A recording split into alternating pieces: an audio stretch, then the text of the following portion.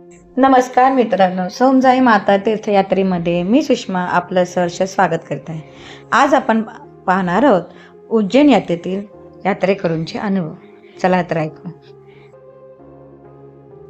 Hello everyone. I had been to Ujjain trip with Somjai Mata Tirtha Yatra. It's unique, one of a kind trip which I had. It's very pocket friendly trip, and the management is very good. You will get home cooked food. You won't miss your homemade food at all.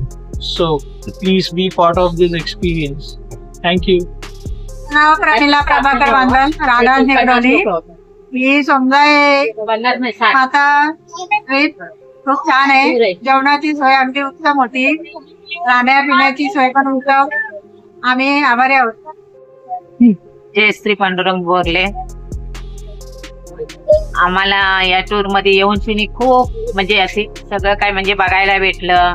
सगळं व्यवस्थित होतं, जेवण खावण व्यवस्थित होतं, माणसं सगळी व्यवस्थित होती। आम्हाला काही त्रास झाला नाही, खूप मस्त झालं। मी ज्योती प्रकाश पाटारे, राहणार ठाणे, आणि मी माझं म्हणजे कोणाला या यात्रेबद्दल सगळ्यांना सांगते की ही यात्रा खूप आहे, येता का? मी नुसते राहणं खाणं पिणं खूप चांगलं असतं, सांभाळून घेता। कारण कोण मागे राहतो पुढे राहतो, त्यांचे म्हणजे पिशव्या हे ते उचलण्याची व्यवस्था पण बराबर करतात। तर खूप चांगलं, धन्यवाद। राजश्री राजाराम पोळी। मी पहिल्यांदाच तुमच्या ट्रिप मध्ये आलेली आहे। मला आवडलं तुमचं सगळं जेवण वगैरे, सगळं काय आवडलं। पद्धतशीर तुमची आम्हाला सेवा व्यवस्थित देता तुम्ही, त्याच्याबद्दल काय माझी तक्रार नाहीये तुमच्याबद्दल। नमस्कार, माझं नाव देवदास तुळशीराम गडगे, राहणार वडगाव। मी सोमजाई यात्रेकडून उज्जैन यात्रा करत आहे आणि मला एक त्यांचा छान अनुभव मिळाला आणि चांगलं आमचं दर्शन घडवून दिलं त्यांनी, त्यांचं फार आभारी आहे। आणि घरची चव जी असते जेवणाची ती आम्हाला इथं लाभली, त्यामुळे त्यांचं मी मनापासून आभार। आणि ही ट्रिप आमच्याकडून आमचा जेव्हा शेवटचा श्वास आहे तिथपर्यंत आम्ही ही ट्रिप करत राहू अशी ईश्वरचरणी प्रार्थना करतो। धन्यवाद।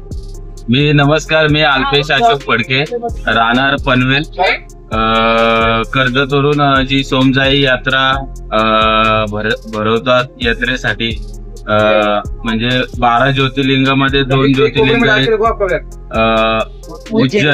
उज्जैनचे महाकाल आणि ओंकारेश्वर, तो 12 ज्योतिर्लिंगामध्ये 2 ज्योतिर्लिंग। आणि सोमजाई यात्रेमध्ये जे जेवण मिळतो जसं घरी खातो तसंच आपल्याला फील करून देतात। असं जेवण उत्तम आणि एकदम चविष्ट असे आमचे गजानन महाराज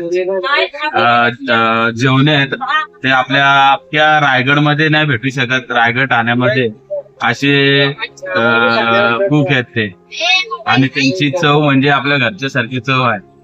तर सोमजाई यात्रा करणाऱ्यांना माझ्याकडून पुढे वाटचालीसाठी शुभेच्छा।